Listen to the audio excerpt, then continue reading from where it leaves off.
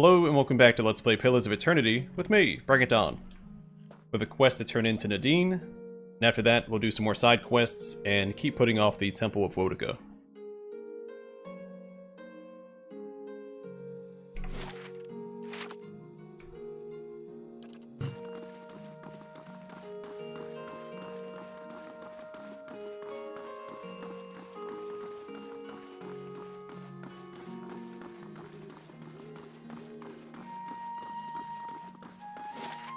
She's in Brackenbury in front of the sanitarium.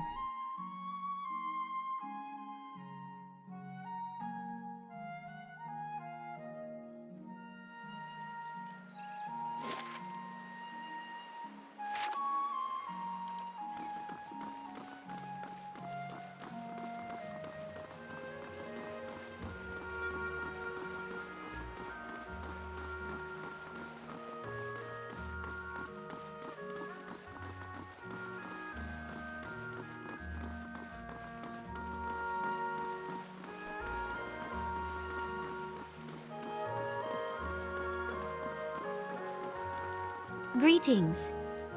It's nice to see you and all, but I really need to focus on my studies. Give her the theorems. You never believe what I found. You, Lady of Lament, you really found it. Nadine cradles the musty tome like a newborn. I can't believe it. It really exists. She looks back to you. Thank you so much. This will be invaluable. She almost turns to the book, but at the last moment, she remembers herself and gives you a bag of coin. This is interesting. So you could make the argument she owes me more, since I had to do another quest to complete this quest, but she wasn't privy to that. At the same time, I'm not diplomatic nor benevolent, so I'll take option 2. Plus, I think the game is encouraging you to take option 2, so you don't disrupt your disposition. So is that all? Ah, of course. She pulls a ring from her finger. It may not look like much, but I've always been able to use this ring to generate a little extra money when I was between stipends. It's critical for someone doing research, without the benefit of a wealthy patron. She smiles weakly and hands it to you. Please take it. You've certainly given me a resource I couldn't have found on my own. Ring of Eternal Funding. Anything else? She looks eager to return to her studies. Ring of Eternal Funding, plus 5 copper. This plain gold band contains a power that belies its simple appearance. It's been passed between animancers, wizards, and other scholars for centuries because it provides a steady income to the wearer, allowing him or her to pursue research interests without being tied to a particular patron. It's not a lot of money though, but it's better than nothing. So, go ahead and slap that on. The Unworn Path. You'll get 25% experience, patchwork boots, and an average item. Among the kind wayfarers, in the event that a member of the Order dies of natural causes, it is customary for the paladin to request burial in a dangerous place that is difficult to reach. Fulfilling their lost comrade's request, the other kind wayfarers forge new paths that others may more easily follow. When the elder paladin Adram Delphar died, his brothers and sisters set out for Red Flower Lake, a remote eastern part of Riadceris, but they never reached their destination. With so few kind wayfarers left in that part of the Eastern Reach, the Order has reached out for assistance in recovering their comrades and helping see them to their resting place. Alright. Yeah. I believe we have someone to speak to in the Stronghold as well. Yeah. Let's go speak to him, and then we'll see about doing some more quests.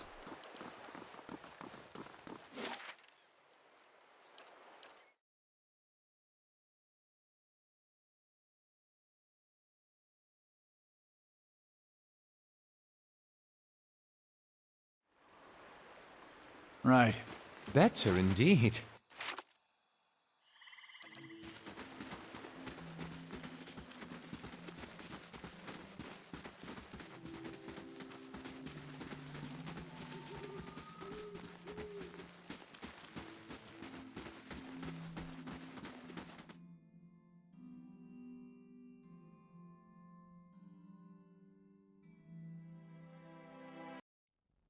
Sure.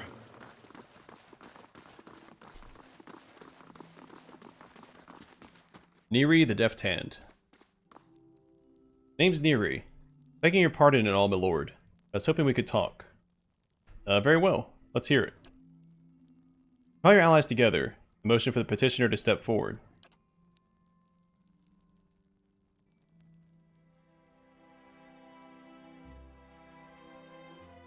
So, maybe I got myself nicked here and there for a few unsavory deeds.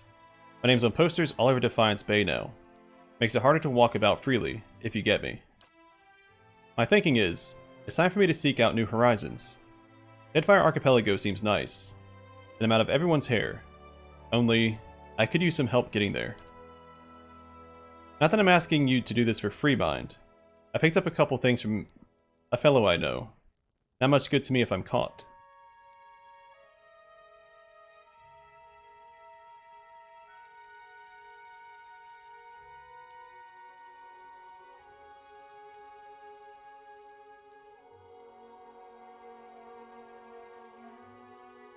Now, as a mercenary, I should be concerned with my reputation, but I also know the importance of having contacts around the world for potential work.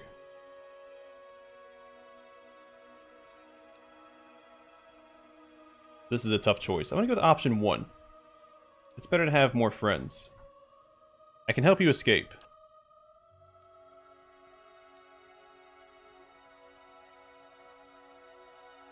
A little pricey, though. I knew you could, boss. I mean, my lord. What's the plan? Well, here. This ought to be enough to pay for passage. Helia's tits. That's real generous of you. I get myself to the harbor right off. I won't forget this. I owe you one. Neri claps her hands together in a grateful gesture, and all but jogs out of the hall. Cape of the Cheat.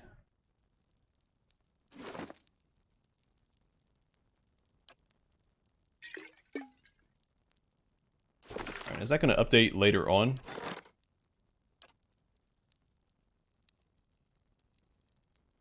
Yeah, 14 days.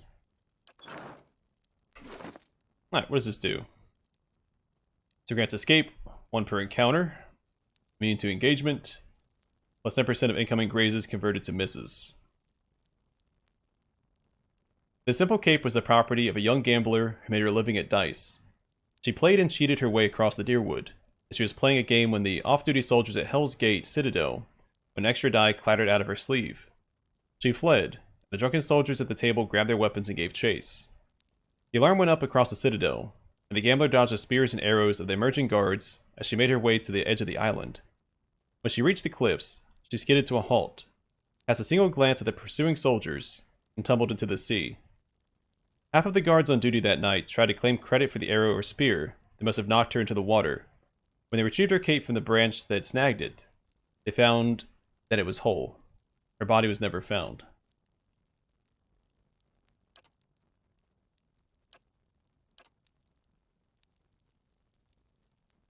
Intellect and resolve, is that...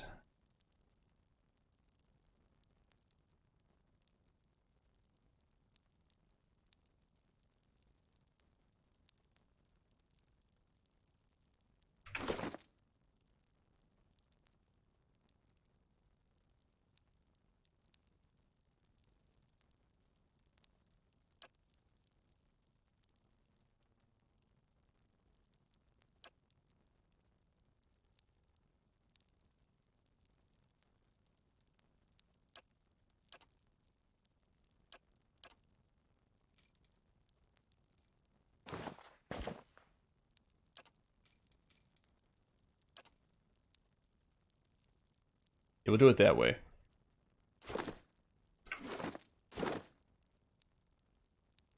That'll give her support abilities more area of effect and duration.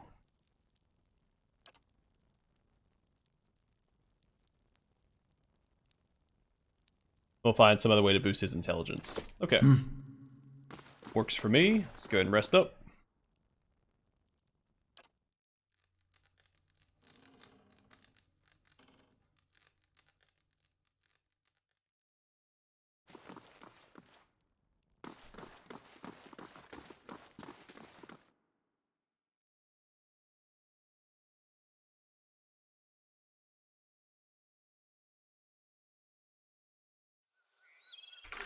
Then we need to decide what quest to do next.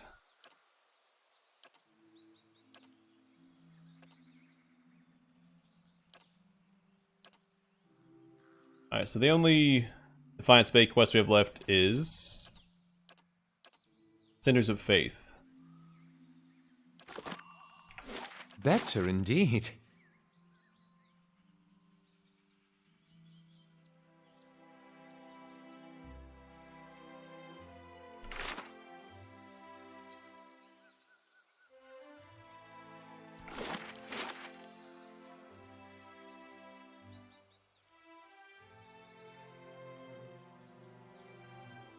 Okay, it's right there.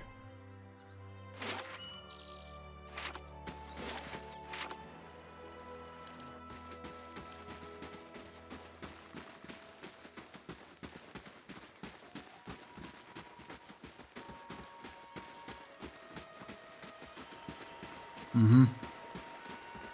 Yeah. It's a cool looking cape. And it Yeah. matches my armor.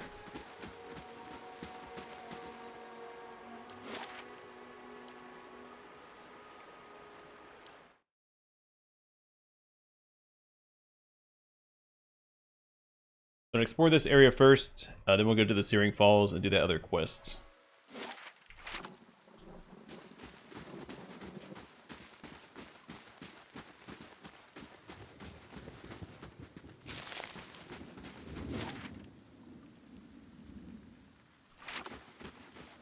Based on the road on the map, we have to exit from the east. Let's go.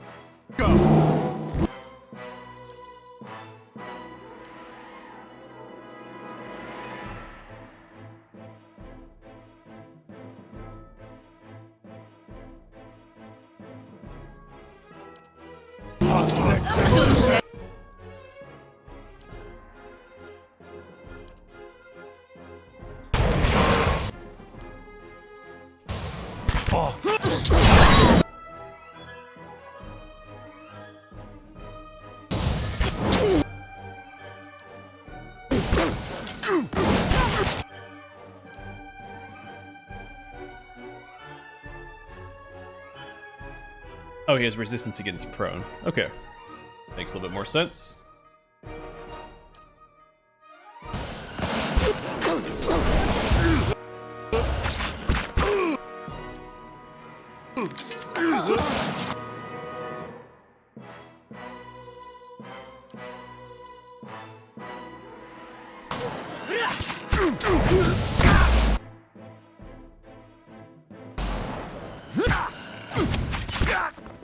Yeah. I'm pretty sure he was dominated right there at the end. You're up to 10 out of 15. Fantastic.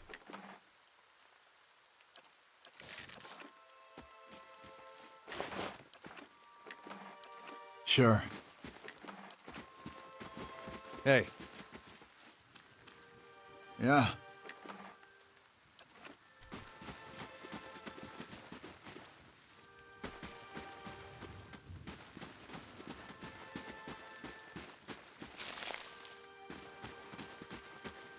Slowly now.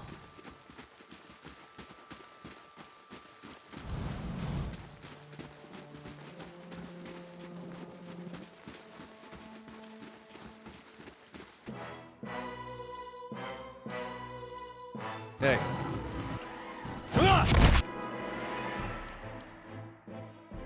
I'm Yeah.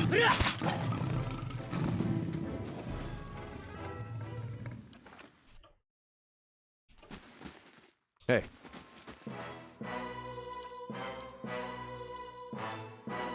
Hey.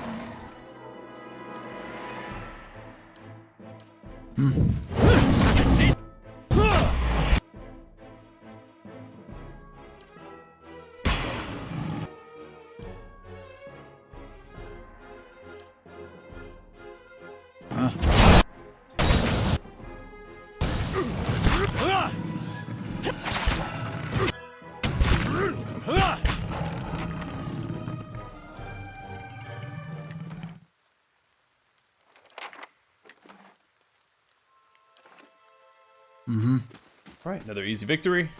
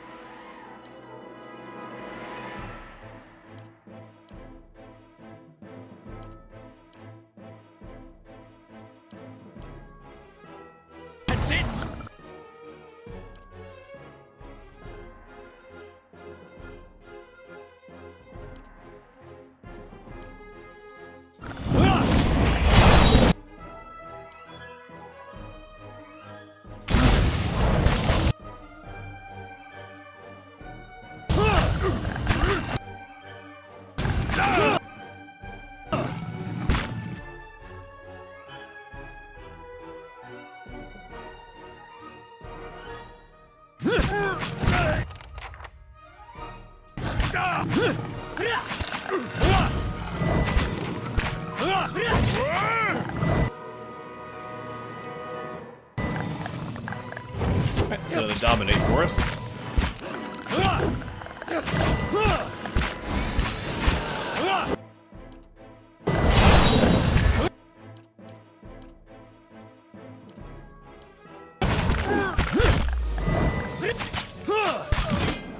Sure.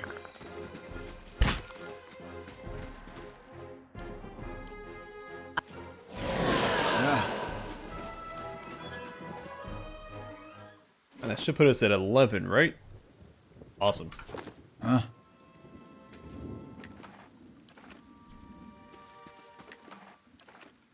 Mm-hmm.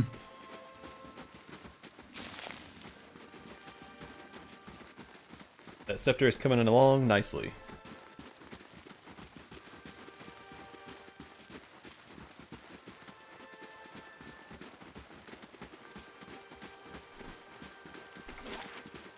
Place is huge.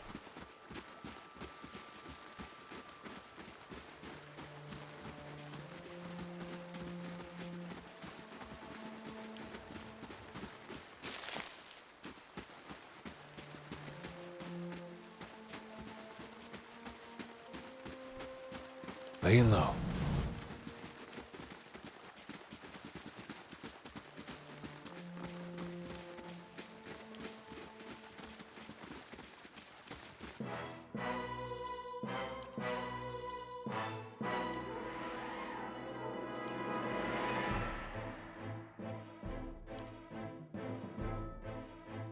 Hey.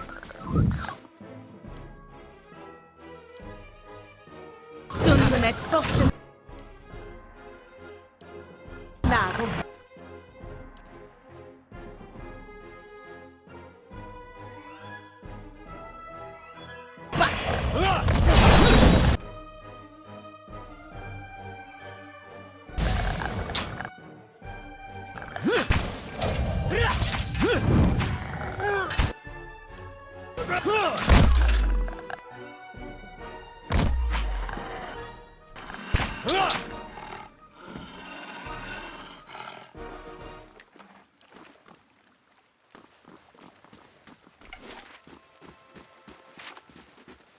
I take that back. This place isn't as big as I thought it was. I mean, it's still sizable. Don't misunderstand me. Oh, we left Itzmak behind.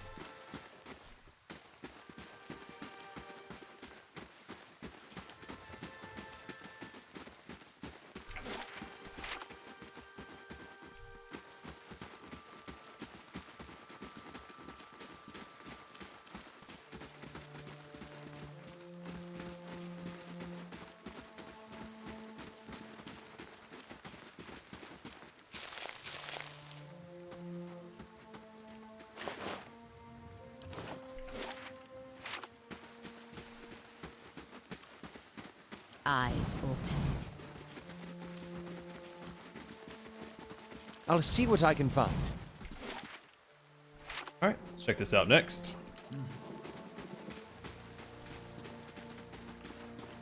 Mm-hmm.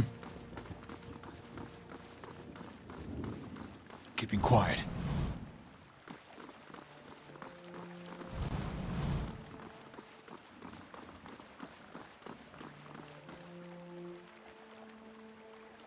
The starlight illuminates a pattern in the ground. You kneel to get a better look. The stone here has been carved with a few simple shapes. A small circular indentation marks the center, and a much larger circle surrounds it.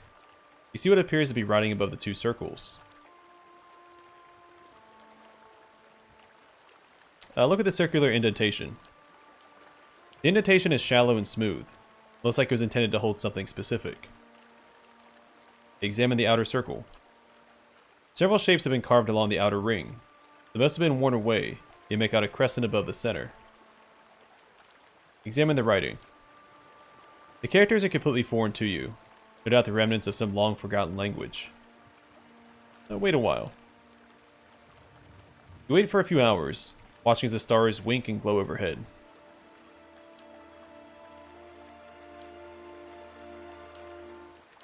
Okay, well.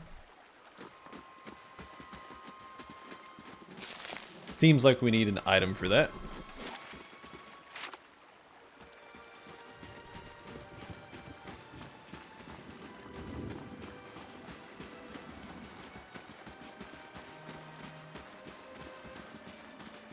I assume that the writing's in Gwithin as well. Hiravias. Chew on a piece of uncooked meat. A small Orlin dressed in tattered leathers offers a mumbled greeting and waves his hand. Despite his pleasant smile, the upper right portion of his face is in a sorry state. An eye patch stitched with a stylized eyeball wraps around his head. His ear is mangled remnant that twitches in spasms, while the other ear perks up at your approach. Next to him is the splayed carcass of a deer that appears ripped open by a bear or wolf. You hear a gurgling rumble next to you. Tigani places her hand on her stomach. Her eyes are on the carcass. Still fresh. Tumok's pink tongue lolls out of his mouth. If this is your deer, you need a new game warden. Name's Hiravias. Hungry? I can't eat all this. First catch of the day. Help yourself. Why is he so quiet? I can't hear him at all. Maybe it's my headset. He smiles. Bits of sinew and tendon dangle from his bloody lips. His one good eye twinkles. Taking a step back, he spreads his arm wide, presenting the carcass to you. You might want to cook that first. And ruin the original texture? That's the best part! Haha! Just see for yourself. He chuckles and wipes the deer bits from his lips. Turning his attention to the corpse, he plunges his hands into the deer's vivisected abdomen. Eat up! With a smile, he holds the truncated end of the beast's innards in front of you. Oh, that's a stoic option, but sure. Eat it. Gods no! Don't eat it! I assumed you realized I was being a churlish ponce. I applaud your bravery, but unless you've a cast iron stomach, I don't recommend eating the feces tube. As you reach out to grab it, he snaps his hand back with a startled laugh. He chuckles and drops the massive viscera. What killed that deer? One ornery Stelgar. Though looking at the deer's insides, it had a malformed but delicious heart, and would have been dead within the year regardless. He chuckles and scratches the stump of his half-severed right ear. Gallowayne chose a fitting end for this fine animal. Pardon me. I shouldn't pray with my mouth full. He bows his head to the deer, starts to breathlessly chant, but then stops abruptly. Tell me about Gallowayne. Lord of the Hunt, patron of all seekers. I'm the wrong person to ask. His voice falls flat. He brushes his hair aside, allowing a closer examination of his eye patch. A stylized pattern of an eye is embroidered on the worn leather. As a child, I would worship Gallowayne in hopes of being a great hunter. But I have since come to know Wal, he who sees and is not seen. He points to the eye patch. Hey, now we know how to pronounce Wyle's name. Tell me about Wyle. Wal is the god of mystery and obfuscation. Wal does little to intervene, dictate, or limit our actions. But nor does he make himself easily known. I would say I contemplate Wal more than I follow or serve him.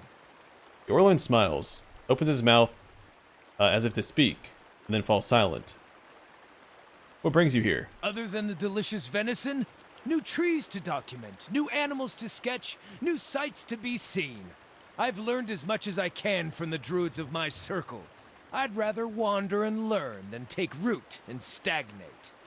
So if you're traveling to Deerwood and need another set of hands, I'd welcome the safety of a group. He gives you a toothy grin. And just what can you offer in return? I'm trained by the celebrants of Hawk and Ivy of the Fisher Crane tribe. I know more than my share of nature magic, and, well, I don't shy away from a good fight. A nippish smile overcomes his face. I have business with the druids that live near Twin Elms. So long as we find ourselves there eventually, I'm happy to follow along. You're welcome to join us. Splendid! It'll be an honor to run with a pack for a change. He darts forward and grips you by the sides. Farewell. I'll kick Sigani out for a little bit. Need something? And play around with our new companion. Actually, what does he have first? Alright, so you can spirit shift into a Stelgar, a second wind, and first level druid spells. The Charm Beast. The druid utilizes his or her innate connection with the natural world to charm enemy animals in the area of effect. Dancing Bolts. Summons a flurry of thin bolts of lightning, hitting enemies in the area of effect with shock damage. Nature's Mark. Causes enemies in the area of effect to glow with pale green light, making them easier targets. Affected enemies suffer decreased deflection and reflex. Nature's Vigor. Draws on the invigorating power of nature, creating a mild regeneration effect, and raising max endurance on party members.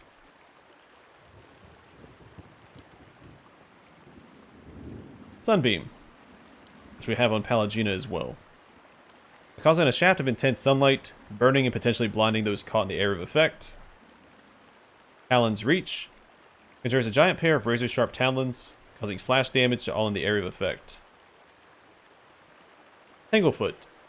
Rapidly grows a patch of twisted vines that surround and entangle anyone unlucky enough to get caught inside. Characters who set foot inside the area of effect become hobbled. Is there a save? Yeah, accuracy versus reflex. Okay. Vile Thorns. Shoots sharp thorned vines up through the ground, causing pierce damage and potentially sickening anyone in the area of effect. And Winter Wind. Causes an icy wind of incredible power to arise, pushing back all in the area of effect and inflicting freeze damage. Does he have anything unique? Oh, he doesn't. Look at him.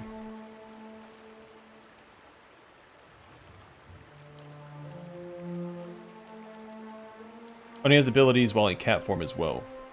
So Cat Flurry attack briefly accelerates the attack rate of the druid when in cat form. Minor Threat. When Hearth Orlins attack a target that is also being targeted by a teammate, they convert some of their hits to crits. The plus 10% of hits converted to crits when attacking the same target as an ally. Second Wind and Spirit Shifter. I've seen those. Nothing new there. Alright, let's level him up. I think Survival was a good one for him to have. And he's a spellcaster, so maybe some lore.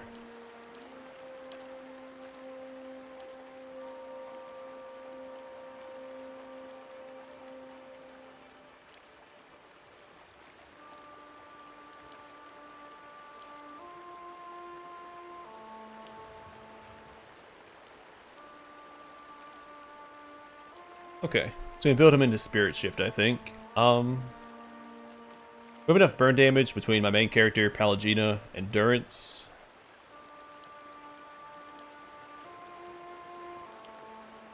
Might do Shock. I don't think we have any shock damage in the party. I did just get rid of my freeze damage when I got rid of Sagani.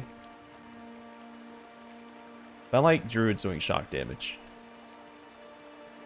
Yeah, Wild Strike Shock. The Druid's knowledge of the forces of nature allows him or her to automatically inflict additional shock damage when spirit shifted. Plus 30% damage is shock.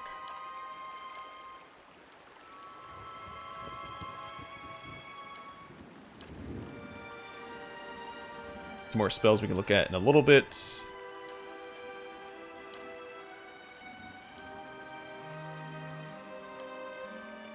Alright, Greater Wild Strike Shock. Intensifies the Druid's Wild Strike, granting increased damage. It modifies Wild Strike Shock, plus 15% damage to shock.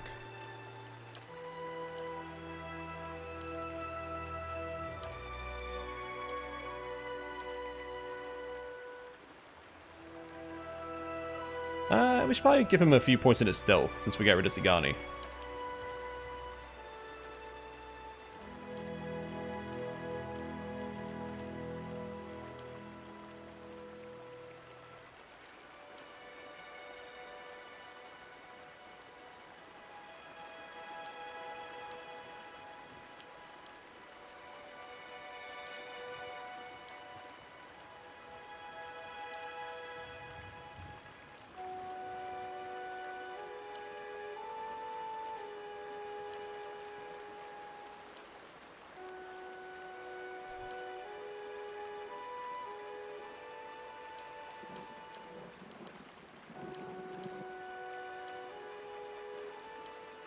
Where's the...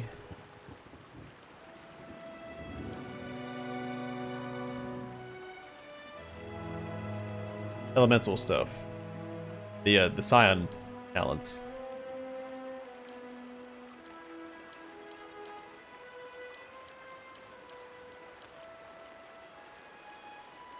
Here it is. Missed it earlier. So yeah, we'll do Heart of the Storm. Increases shock damage and damage reduction. So plus 5 shock, or sorry, plus 5 damage reduction against shock and plus 20% shock damage.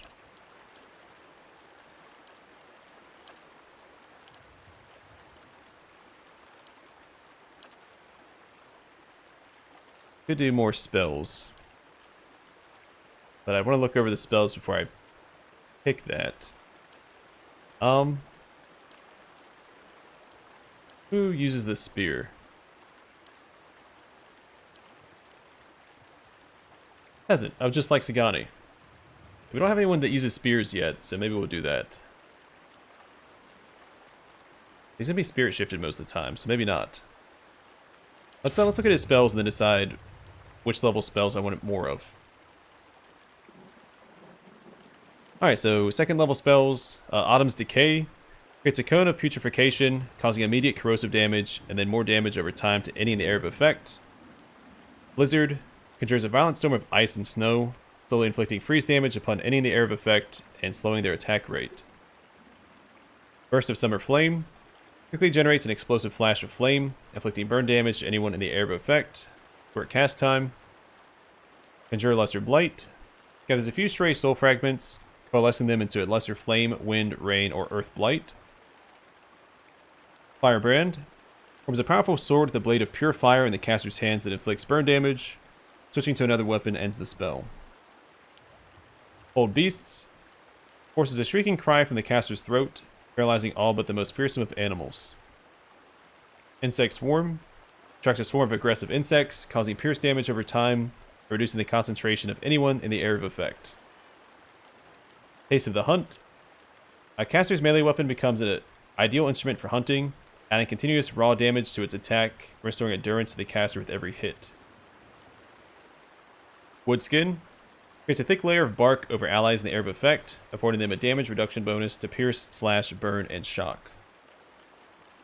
My third level spells, Beetle Shell. Encases the target in a protective shell, absorbing a fixed amount of damage before shattering, but preventing the target from taking actions, including moving. Infestation of Maggots. Enemies in the area of effect have their skin infested by hordes of burrowing maggots, inflicting raw damage over time. The more wounded the target, the greater the damage. A target at maximum endurance takes no damage from this spell. Nature's Balm. Draws on the healing power of nature, creating a rapid regeneration effect on party members. Purge of Toxins. Putrefies a target of any toxic presence in its body, giving immunity to poison and disease effects.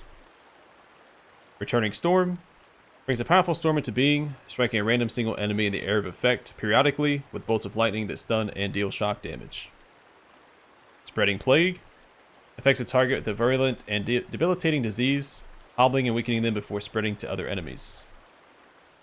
Stag's Horn. Conjures an enormous stag horn to attack the target, causing pierce damage and inflicting penalty to deflection and reflex.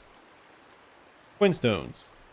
Sends 2 deadly boulders flying out from the druid's position, dealing crush damage to anyone in their path, exploding on contact with a solid surface, causing the fragments to pierce anyone nearby. Then level 4 spells, Boiling Spray. Everyone in the cone area of effect takes burn damage and is pushed back. Calling the World's Maw. Summons a jagged rock to stab upward from the ground, dealing pierce damage to targets and knocking them prone. Conjure Blight. Gathers a moderate amount of stray soul fragments, coalescing them into flame, wind, rain, or earth blights. Hailstorm. Calls down a savage storm of sleet and ice chunks, causing crush and freeze damage to any in the... I'll pause this. To any in the area of effect. Moonwell. Channels lunar energy into a localized source of power, regenerating the endurance of allies in the area of effect, and granting a minor bonus to all defenses. Overwhelming Wave. Conjures a rolling wave of water that plows through everything in its path, causing crush damage and the stun affliction. Form of the Delungam. Allies gain a protective layer of wooden skin and are imbued with the characteristics of Delungam, becoming faster, less vulnerable to disengagement attacks, and immune to the stuck affliction. Wicked Briars. Sprouts thick, thorny vines from the ground, causing pierce damage and hobbling any in the air of effect. So had I known he got this, then we could pair it with this.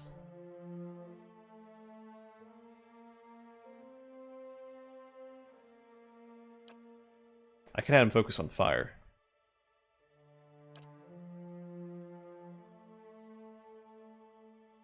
That's fine. Okay. More stealth.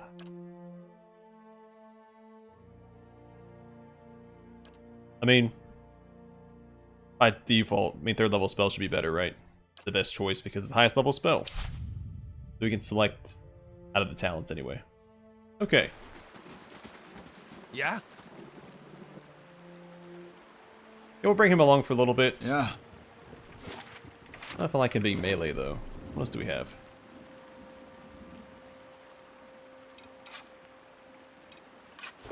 Need something? Huh? We'll keep him ranged for now. Well, he'll shapeshift, of course. Need Does this have a something? time limit? Oh, only 18 seconds. Okay, I did not know that. Yeah, we'll probably respec him then.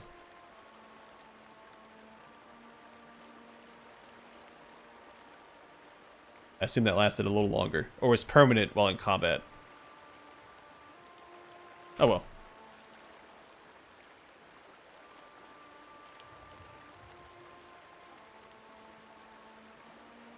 Yeah. Alright, lesson learned. Either way, we'll finish exploring Stormwall Gorge next time. But for now, thanks for watching. Hope to see you guys in the next one.